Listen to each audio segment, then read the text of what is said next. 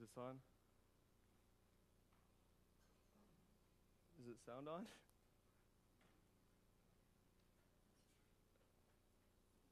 Can you hear me or is everything okay? So my name's JD, like he said. If you're new to this church from the past year and a half, you may not know who I am because I've been off in college in Dallas. But I've been asked to come and speak and share my testimony. And when I thought about it, I was like, people always ask me, what have you been up to? I'm like, how am I supposed to wrap that in, 30 seconds? Like, I've been up to so much. And so I wanted to come and speak to you and tell my church what I've been up to for the past year and a half. I know it's only been a year and a half, but God has done so much so far, and I'm just so excited to see what's going to be going on. First of all, I did go to UT Dallas. Joey, I think you had this confusion last time I was here, not UT Austin. You came up to me and you were like, how come Horns? I'm like, no, I'm not going to UT Austin. Bryce. But I come here and I'm not trying to brag at all about what I've done or what I've been. What I've come is to thank my church family, to thank you so much for the foundation that you've laid before me, and just to give you a progress report on what's going on and hoping that that'll continue to go further. So I guess the verse I want to outline today is, train a child in the way he should go, and when he is old, he will not turn from it. So I guess I'll just go ahead and get started. Freshman year, I moved down there, and I got involved right away in a group called Focus, which reaches about 4 different campuses, one of them which is University of North Texas. And I also got involved in a church called Northeast Church, which was truly a blessing to get to go to college and already be involved in a Christian organization as well as a church that the church is about this size, and it was just so welcoming. I remember when me and my parents went, I feel like 5 or 6 people welcomed us 6 steps into the door, and it was just incredible. Focus was the same way. We have about 150 people that come on the Friday night Focuses. It's kind of like a youth event or like a youth night for college students. And I don't know, probably about 200 to 300 are involved in like Bible studies through the organization. So it's truly a blessing. Right when I went to Focus in Northeast, my freshman year, I really wanted to establish myself. So I didn't jump in any kind of like planning committee or evangelism committee or worship team or anything like that. I really wanted to establish myself and see like, where does God want me? And so, let's see, as I went, so I guess I'll just go ahead and get started on like me personally. These are some concepts that I may say, maybe kind of small, that may confuse you. We have concepts in Focus that we use that will probably spill out, and I just want to make sure that everything's clear. So I got involved in a core right away, which is, I guess, is like a small group Bible study. Sometimes we study the Bible directly, look at passages. Sometimes we look at a topic, and sometimes we just fellowship and can just hang out with one another and really love on one another. I got involved in a core of about 10 to 12 guys. Truly a blessing. I was very consistent to that core. I think I missed once because I was sick. After that, I got involved in a Bible study with one of my core foes, which would be one of my Bible study leaders. And we did what's called Focus on Jesus. And it's a 12-week Bible study that talked about, sin. It talked about community. It talked about fellowship. It talked about being sent into the world. And honestly, it was by far the most radical change I've ever had in my spiritual life ever. It was a one-on-one study, and my core fed Daniel got so real with me. He asked me questions that I had never been asked. He challenged me in ways that I'd never been challenged. And it was by far the biggest blessing of my life. And that's kind of the motto of Focus. It's one-on-one is how it's done. And I completely agree with that. I think that, when we come to church, it's great and all, but it's in those one-on-one relationships where we truly make impacts for God. I also got, towards the end of the year, I finished up Focus on Jesus, and my core actually challenged me to do a one-on-one study with a guy who was actually a chef at the university. So that was a neat experience. He was about 26 years old. He had been wrapped up in a big drug life and an alcoholic life, and he was a great guy, but just not always there. So that was a neat experience coming from 2 completely different backgrounds. We studied Ecclesiastes together. That was basically my freshman year. I really did most of the time just establishing myself and finding out who I was. And so here are 3 lessons that I learned, 3 important lessons I learned in my freshman year. One of my friends, Sirac, we were in his car one time. He challenged me. He challenged me to be more open and to allow God to challenge me and my ways of thinking. I think a lot of times we take guys like Billy Graham, Matt Chandler, even Clint. We take their words as God's words, and that's that's not always true. I mean, Clint's a great guy, and he knows a lot, and God definitely works in him, but he still needs Jesus. And so there were a lot of things that I learned that may not have always matched up with what I learned down there, that may not have always matched up with what I learned down here. And whether they're right or wrong, my friend just challenged me to be more open, to really find out what God says is truth, because he is truth. The second thing was to avoid the church clique. I remember going to Focus on Friday nights, and a lot of people thought I was like a sophomore or junior or senior usually, just because I knew so many people and I'd interact with so many people. And my Bible study leader, Daniel, challenged me to not talk to people that I knew so much, and to really reach out to people that were new that night. He's like, it's great that you're interacting and building those friendships and stuff, but what about those people that are coming that are looking for something? What about those people that are coming to they're looking for a place to be in a community, a place to learn about God, and no one says hi to them? Like, what does that say about you and about what God's doing through you? And we can't be so focused on the church that we forget what our mission is, and that's to go out. The third lesson I learned is to be joyful. I know my mom and I know Bryce and my aunt have always been like, why do you look so down? Why do you look so upset? I'm just like, I'm not upset. I'm content. I'm content. And I'm like, but one of my friends came up to me and she's like, JD, be happy. Be happy. The Spirit, the Spirit of God's in you. Be happy. Let that reflect on others. And I saw this verse. It says, Romans 12:11, never be lacking in zeal, but keep your spiritual fervor in serving the Lord. I also looked up the word enthusiastic. And the word enthusiastic actually, if you take it on the Greek roots, means entheos and iasm, which means with God inside. So when we're enthusiastic, it just shows that we have God inside us. We have the Spirit of God flowing out of us, that we can't help but be joyful, and we can't help but be proud. And that reflects on others. I mean, who wants to walk into a room with 10 people that are just sitting there like this? How can you be happy with that? So those are 3. So that basically wraps up my freshman year. Those were 3 lessons that I learned. Sophomore year, this year, it's only been a semester, but man, it's been so moving so far. I went to Washington State to attend a youth campus ministry training kind of thing called SICM, where we learned about how to lead a Bible study, how to evangelize. We learned how to study the Scripture.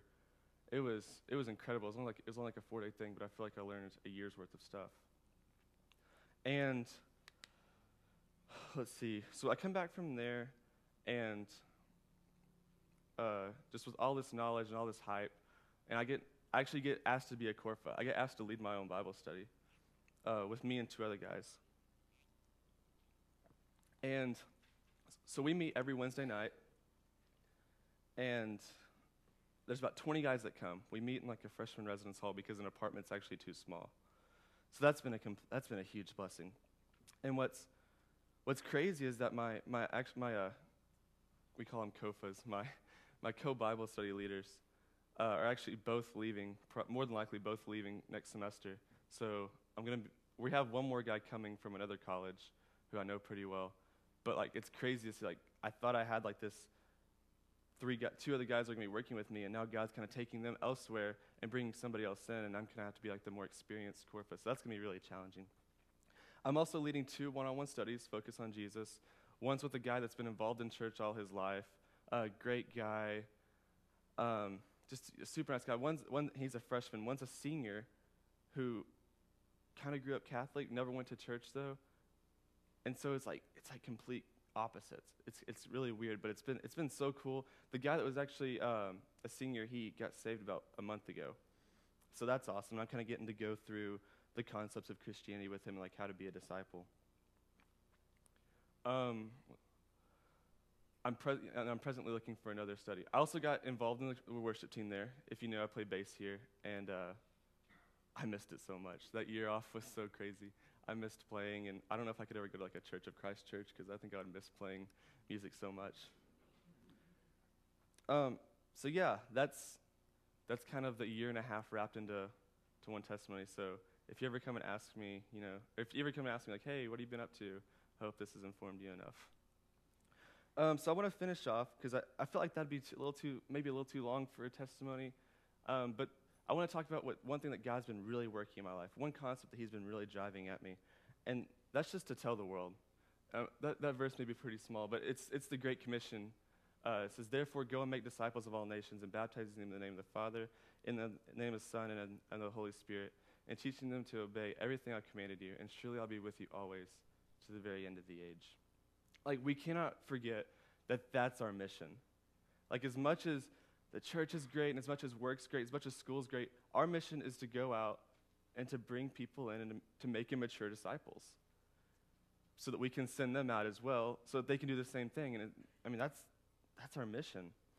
I went to a Lecrae concert. I'm a huge Lecrae fan. This is like his thing, is Romans 1:16. And it says, for I am not ashamed of the gospel, because it is the power of God to bring salvation to everyone who believes. It's unashamed. I remember being at that concert, and he was speaking lyrics and just speaking truth. And I thought, that's radical. Like, that's what I'm supposed to be. I'm supposed to be unashamed. I'm supposed to just have this spiritual fervor flowing through me that I want to go out and I want to reach everybody, tell everybody.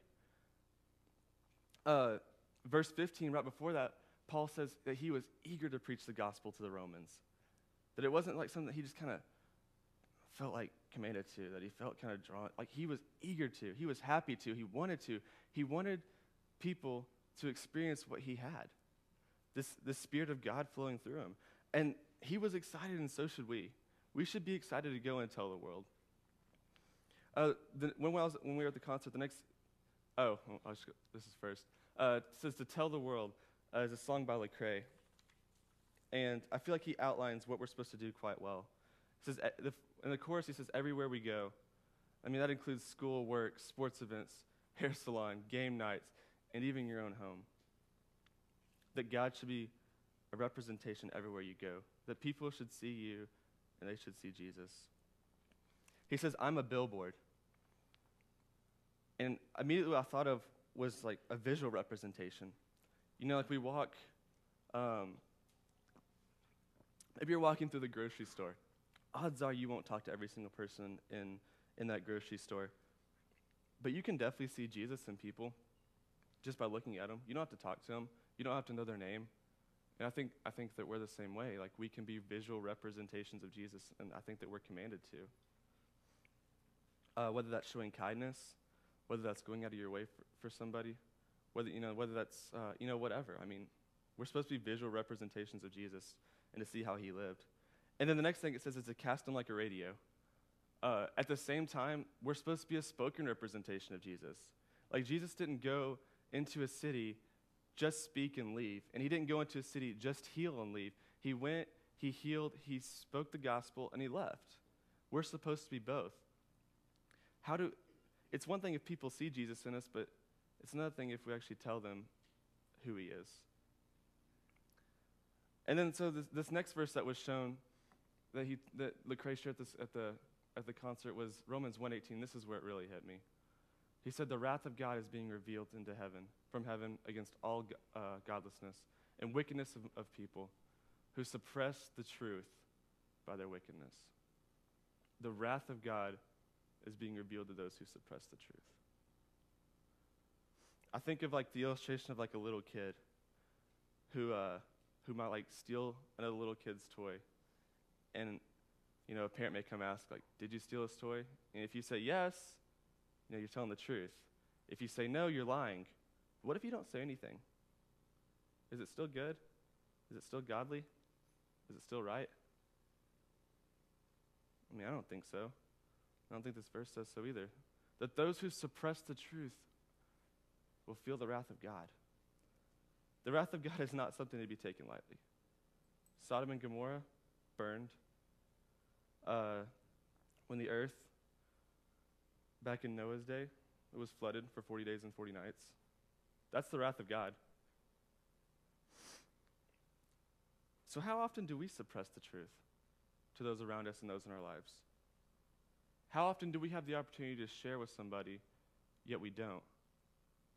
How often do we interact with somebody, see somebody, feel God moving in us, but we hide it?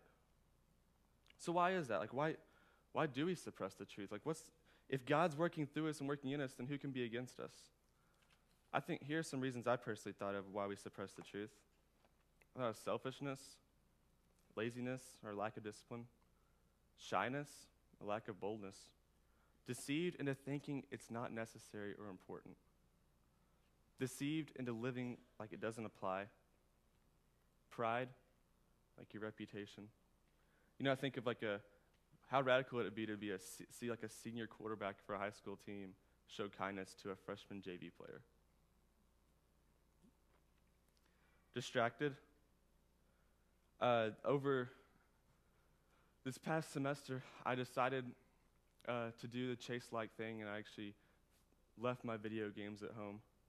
I wanted to focus on academics, and I wanted to focus on my ministry there.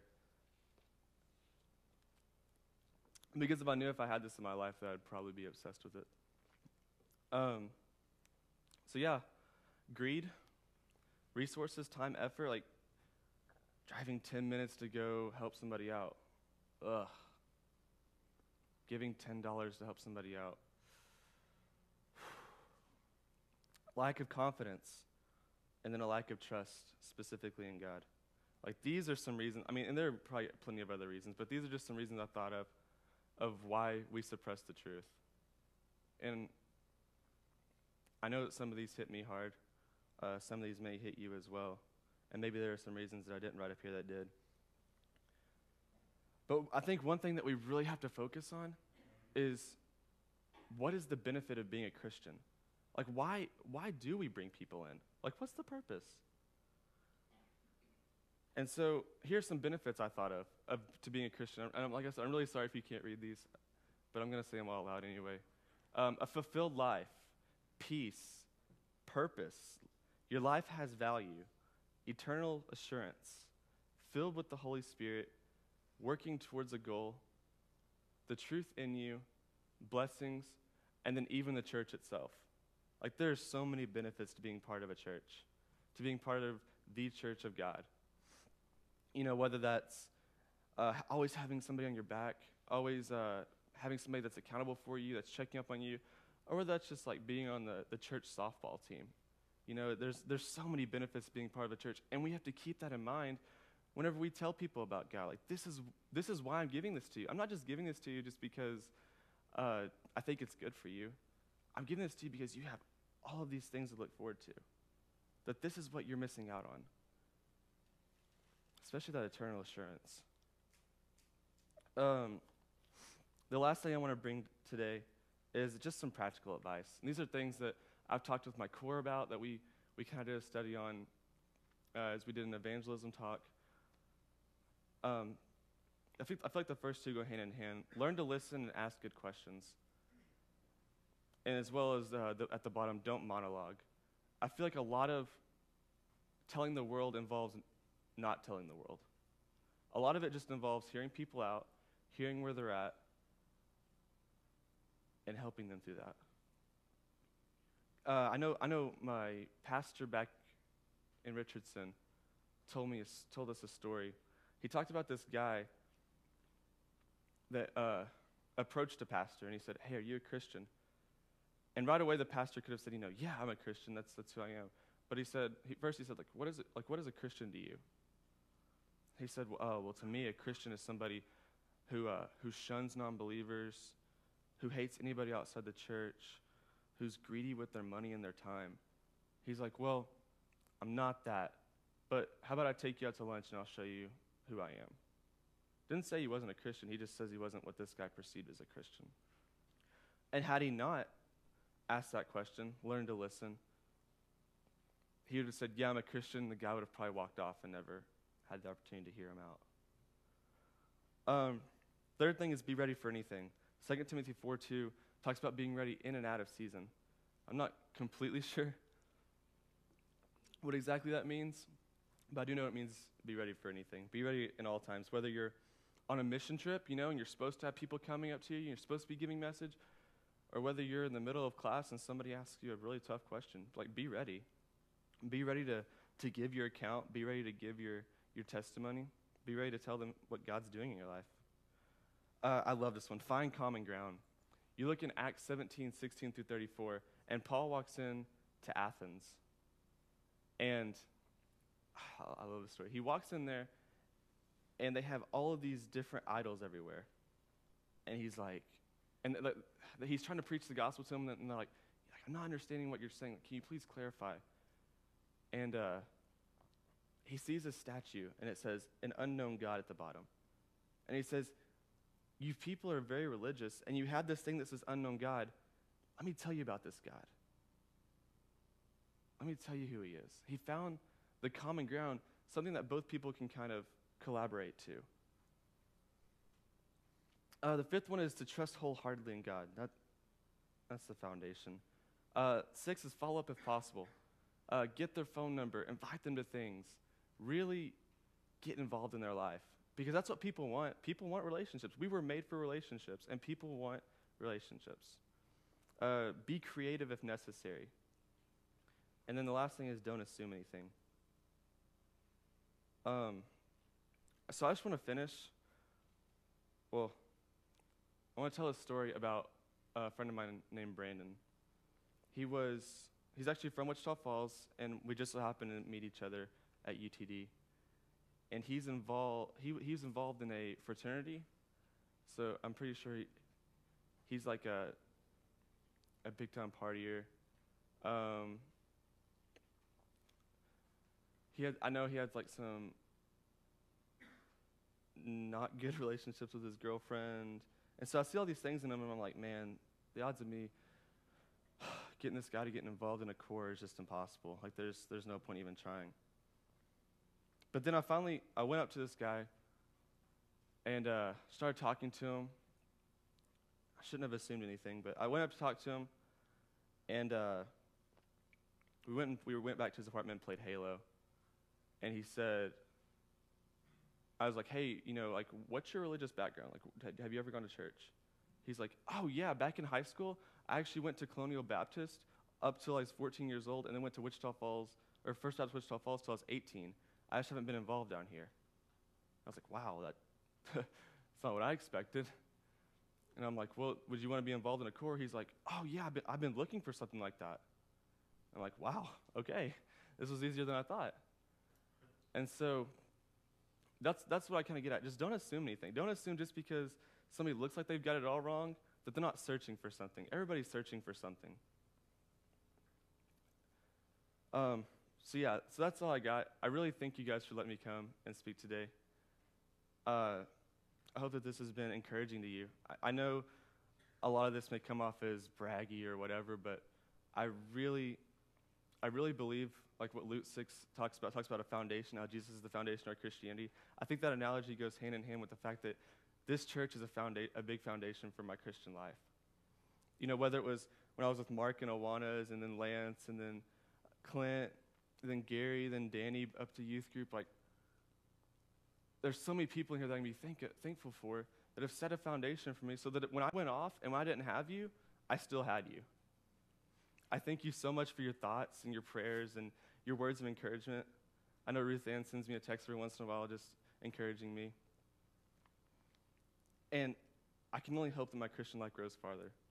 I remember whenever I was speaking here, right before I left, I wanted to be somebody that grew in college. Not somebody that was complacent, not somebody that was in a standstill in their Christian faith, because it's so easy to do, especially in college when you're busy and there's so many opportunities. I wanted to grow, and I really feel like I'm doing that. I've definitely had my downfalls.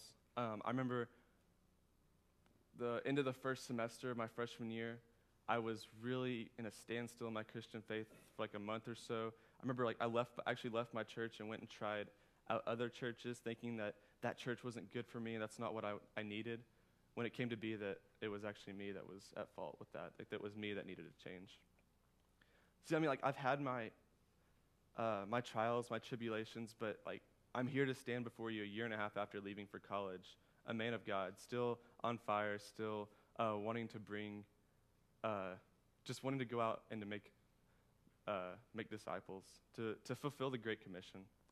So, like I said, I thank you guys so much. I love you I love you so much. You guys mean the world to me. Thank you very much.